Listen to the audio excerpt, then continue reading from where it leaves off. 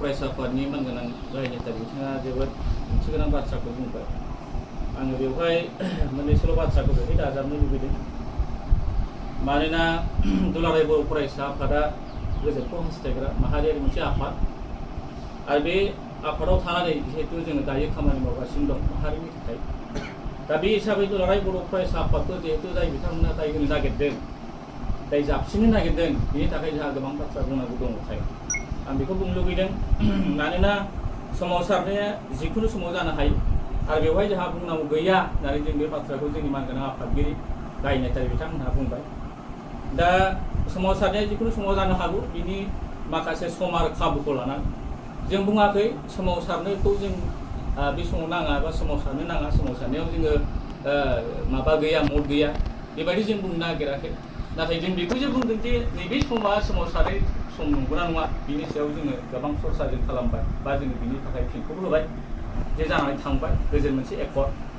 बेवहाय बे बाथ्राखौ आं बाहायनांगौ दं होननानै सानाखै। मानोना बे एकर्डखौ जोङो दहाय होनानै मान होनानै जे एकर्डनि जे दफाफोर बेखौ मावफुंनांगौनि थाखाय दायो जे मोनसे हाइ टाइम, बिनि थाखाय दुलाराय बर' फरायसा आफाद, माहारि आफाद, एनडिएफबि, इउबिपिआव जों नांथाबनानै जिथु खामानि मावगासिनो दं, बे समाव जोंनि बर'नि गेजेराव जे मोनसे राजखान्थियारि माखासे पलिसि, गाज्रि मोनसे स्ट्रेटेजिनि गेजेरजों माखासे दैदेनगिरि स्पेसिफिक सानसुमा खुंगुर बा दावराव देख्रेब बिथांमोन बादि माखासे जोंनि गेजेराव जे मोनसे राजनितियारि जे खैसार जे खाबु फलानफोर, बिथांमोननि जे मोनसे निर्देशआव जे हाबाफारि दायो सोलिबाय थादों, जाथियाव मोनसे गावस्रालायनाय, दा बिनि फारसेसो जोंनि रायजो राजाफोरा सांग्रां जानांगौ होननानै जोङो सानो। मानोना एकर्डनि दफाया 100 आव 100 दायो जेनेबा जोङो मावफुंजोबनो हायाखै, बा जों बेखौनो जों बुंबाय थादों जे भारत सरकार, आसाम सरकार जे इमिडियेट जोंनि जे दफानि जे मावफुंनांगौ खामानि दं बेखौ गोख्रै नोंथांमोनाव मावफुंनांगौ, बे बाथ्राखौ जों नारसिनबाय थानाय जादों। दा इतिमধ্যे बे समावनो जोंनि गेजेराव मोनसे बे कनफ्लिक्टखौ लाबोलायनानै जाथिनि गेजेराव मोनसे दाङाबाजि मोनसे बेबायदि पलिसि खालामनो नागिरनायासो जोंनि थाखाय दुर्भाग्य। दा ओंखायनो जों दुलाराय बर' फरायसाफोरा बे बाथ्राखौसो जों बुंनो नागिरदों जे सासे सानै बेबायदि खाबु फलान राजनितिफोरनि जे साननाय बा मनोभाबाव बिथांमोना गोजावनानै जोंनि गेजेराव गावस्रा गावस्रि बेबायदि थासारिखौ जोंनि गेजेराव एना एनिखौ जिहेतु लाबोनो नाङा, बेखौ जों गोबां जोंनि दैदेनगिरि मावथि आरो जोंनि समाज सिबियारि आरो जोंनि जे आफाद दल संगठनफोरखौ जों खावलायगोन। मानोना सानसुमा खुंगुर आरो दावराव देख्रेब बिथांमोनखौ जों मिथिरावबो गैया। हय नंगौ जे दुलाराय बर' फरायसा आफादनि बिथांमोना साफा गोख्रों दैदेनगिरिमोन, नाथाय आथिखालनि जे थासारियाव जों नुदों जे दावराव देख्रेब एबा सानसुमा खुंगुर बैसोमुथियारि जे बिथांमोनहा गोबाव बोसोर गावसोरनि राजनितिनि खाबुखौ इन्जय खालामबोखांनायनि उनावहाय जे बिथांमोना जे मोनसे रायजोफोरनि गेजेराव साफा रिजेक्टेड जे माने लिडारफोर बियो दिनै इस्टाब्लिश जाफैदों। 1998 निफ्राय 2009 सिम सानसुमा खुंगुरा एमपि जाबोखांनायनि उनावहाय बिपिएफ निफ्राय बिथाङा इम्परटेन्स गैयि जानायाव बिथाङा ओरैबायदि मोनसे सेल्टार बिदि नागिरबायबाय, मालाबा नोङो एबसुजों, मालाबा नोङो पिसिडिआरनि सोमावसारनायजों, मालाबा नोङो बेबायदि गुबुन दल संगठनजों नांथाबनानै खामानि मावबोनानै समाजनिफ्राय रिजेक्ट जानायखौ बिथाङा फोरमान खालामबोदों गावखौनो गाव।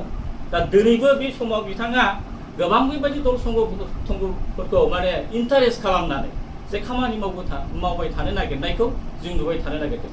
ओंखायनो जोङो बुंगोन जे सानसुमा खुंगुर बादि सासे रिजेक्टेड, नोङो दावराव देख्रेब होनबा सासे रिजेक्ट जानाय सासे दैदेनगिरिफोरजों गोजावनानै आथिखालनि लाइमोनफ्रा जेबायदि हारिनि गेजेराव जों दाङाबाजि गावस्रालायनायखौ लाबोनो नागिरदों, बेखौ टटेलि जोङो मोजाङै सिन्थाधारा खालामनानै जोङो साननो नांगोन आरो खामानि मावनो नांगोन।